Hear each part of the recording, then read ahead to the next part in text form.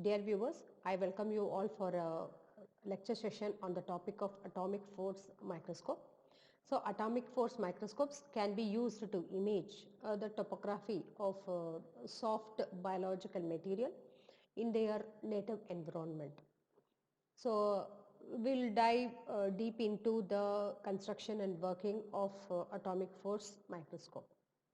So this AFM provides a 3D profile of the surface on a nanoscale by measuring forces between a sharp probe whose diameter is less than 10 nanometer and surface at a very short distance of zero point 0.2 to 10 nanometer probe and sample separation distance.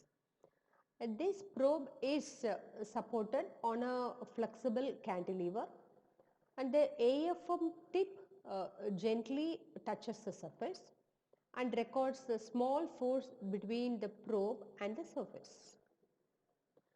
The probe is placed on the end of the cantilever. The amount of force between the probe and the sample is dependent on the spring constant of the cantilever and the distance between the probe and the sample surface. And this force can be described using Hooke's law.